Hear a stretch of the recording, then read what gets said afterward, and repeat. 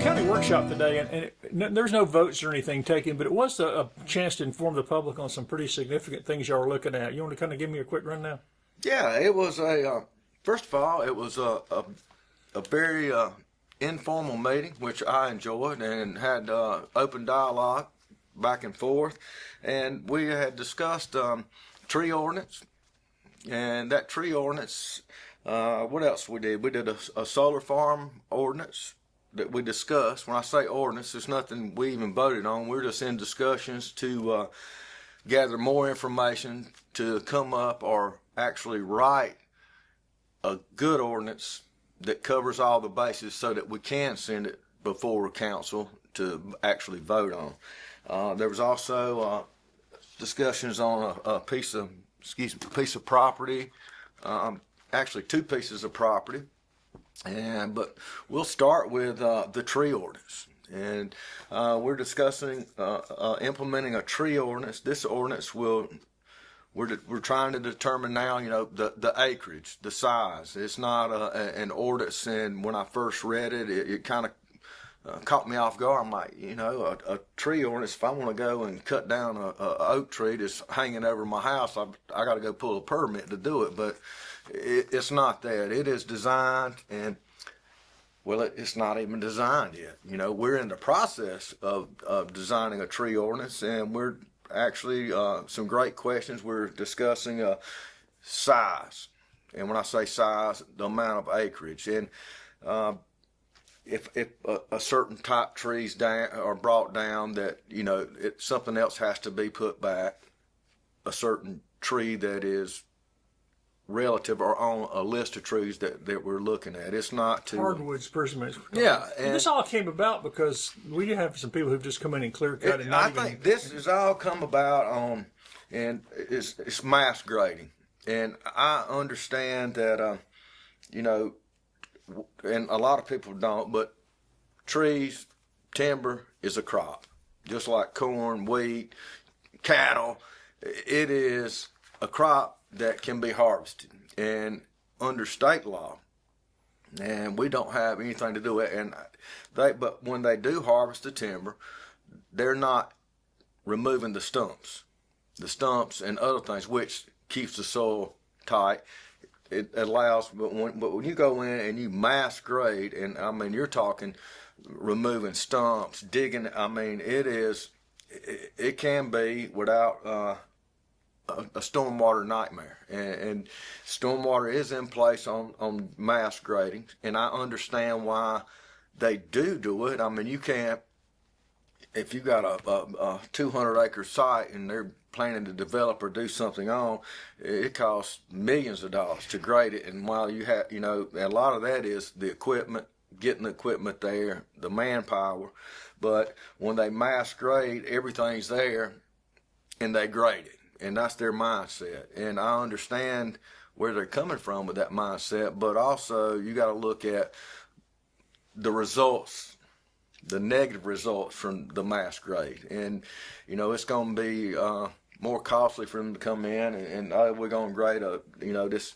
20-acre site, get everything in place, and then bring all the equipment back in again, do another 20 acres. But we need something in place. But some have actually cleared and just left it. They just didn't come back in and do the other acres. They just right, or and I think I don't remember. It might have been Councilman Sullivan. Hey, they came in, they cleared everything, and they did phase one, and they've got their trees and the grass growing. It looks great, and guess what? They moved on and never completed phase 2 or 3, and you just got a big red mud hole, I guess you would say. And I think the tree ordinance is going to help on the mass grading, and maybe we need to, and it just popped up in my head now, if they go in and grade, maybe they need to, if it hasn't been utilized in a certain time period, maybe they should seed it and grass it, and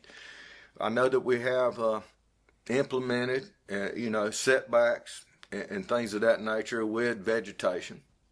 And like I said, it's just right now it was, just a broad stroke of the pen to get people thinking, talking.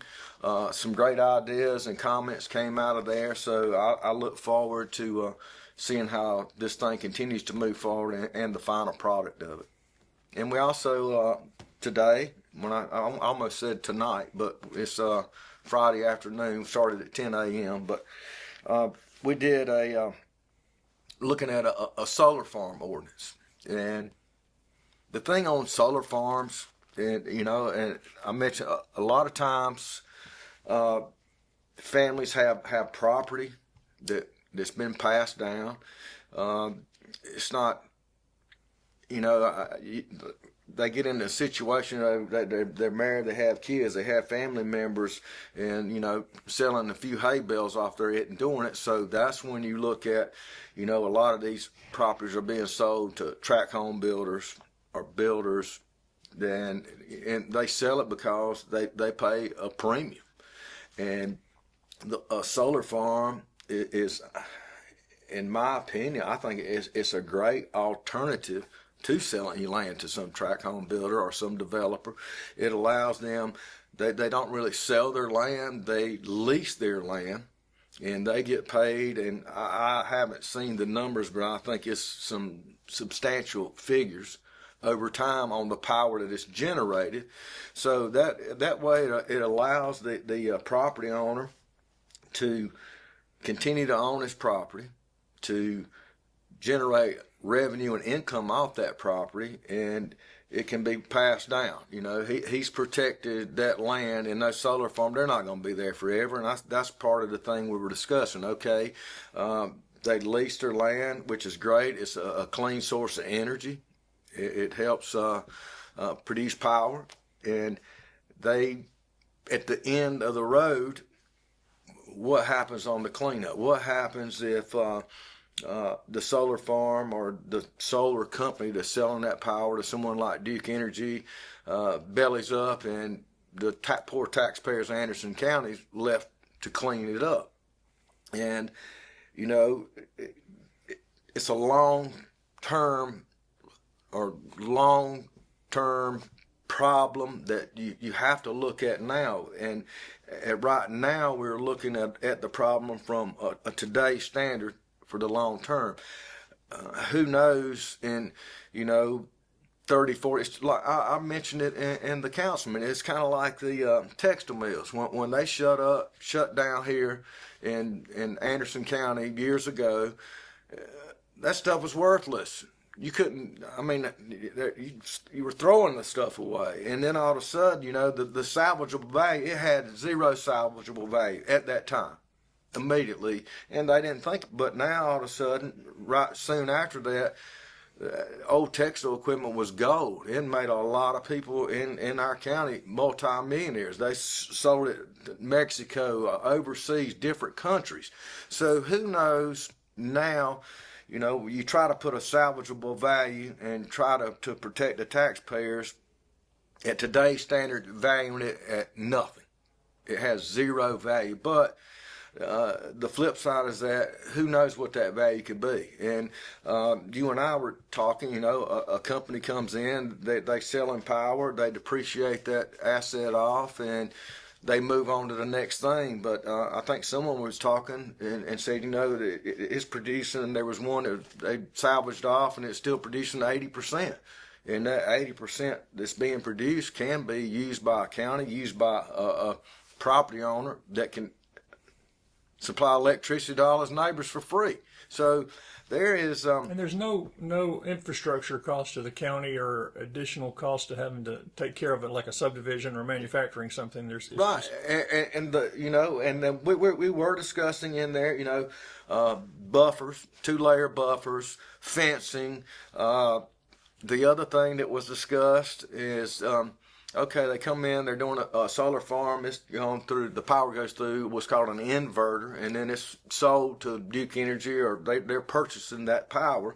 And if they do decide to switch to battery storage, which is lithium battery storage, that opens up, or they can't just switch over. It has to come back. It has to be approved by, we have to determine it, whether it's council, the planning commission, whether, it goes through development standard. I don't know. And that's why we met today, was to get these questions out there so that, I guess, us as council members can sit down, go back and break down or what we heard and what we saw, and then take notes and make notes. And then once we meet again, then we'll have we can kind of just keep moving to come up with a good product. Also, I think you mentioned the legal side can look at what we can and can't do legally. And you mentioned, and I think they're going to do it, meeting with some experts on solar and talking about. Yeah, so you can kind of get all the answers that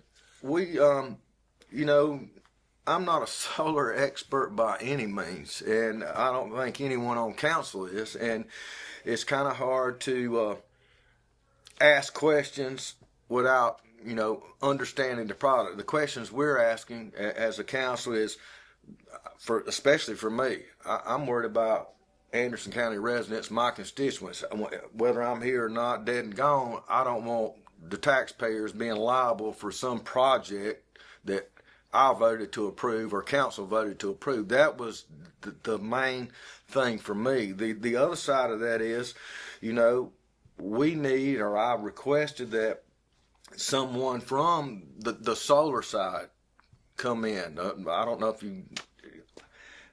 if basically someone from the solar side just to come in and educate us, and, to ease, I guess, some of our fears. I mean, we worried about fire. We worry about the glare. That was brought up. But now the glare side on the panel thing, from the research I've done, it's not an issue anymore. Those panels they're anti-glare. They're designed to absorb light, not reflect it. That's how they make power from it, by absorbing the light. So, but I asked that we had someone come in from the solar side, and then I thought about that a minute, and then it is, I'm asking someone to come in that's wanting this, and they're going to sell me on the good side of it. So then I backed up and asked for someone from maybe Duke Energy on their commercial or solar side that understands both sides to come in and talk to council and explain to us,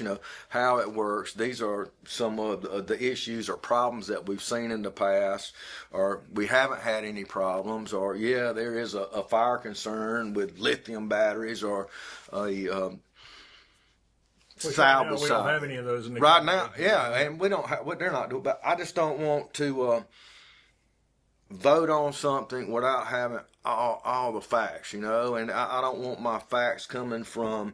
And from a council member, 2 or 3 seats down, just read it on Google. I want factual. Facebook. Yeah, Facebook. I want factual information. I want to get it from the source. I would like to talk to someone from the solar energy side, someone from the purchasing side and the seller side, like Duke. Just get all sides of the story and get all the information, and then that's how I like to make a decision. It might not be a decision that someone likes, but I try to look at all the implications of it, look at the legality side of it, the risk side that we're taking, or that we're stepping out there, the possibilities of litigation, plus the benefits versus the pros and cons, the benefits, and look at those benefits from, not a 1 year or today or 1 year or 2 year perspective, but to look at it, 5, 10 years. And it's hard to do sometimes, and it's hard to explain a decision, and it's not that hard to explain. I take that back. It's easy to explain it when you have the information in front of you and you can sit down and talk to someone and they share the same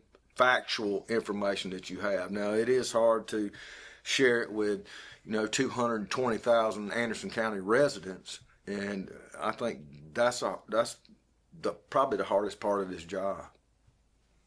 And the last thing y'all talked about was the opioid money distribution and Lovewell Ministries and looking at a house. I know at one time they had talked about the building on Tower Street, but y'all didn't discuss it this morning. But as it turns out, that was going to cost more to renovate to make it useful for people to have a residential facility than just buying something. And a safe facility. A lot cheaper. I mean, about an eighth the cost. There is some of the opioid money that was through litigation on the opioid thing that it comes down that I think Anderson County got some. Everybody got it, but that money has to be spent a certain way. It's not like here's you a handful of money, got to do what you want with it. Here's you a pot of money that has all these strings attached to it, and they have found a property that is, I think, they have found a property that is in an area that would benefit from seeing something renovated, revitalized, and utilized. Sound like Don King in there, vitalized, utilized, but no, it is. And there are very few inpatient beds for women in recovery. Yeah, it's for women in recovery, and there is, and a lot of people struggle, and addiction it's a disease, and those people they need the opportunities, and if this facility, which the opioid money pays for that, the county doesn't have, the taxpayer, we don't have. As taxpayers, we don't have one penny invested in this.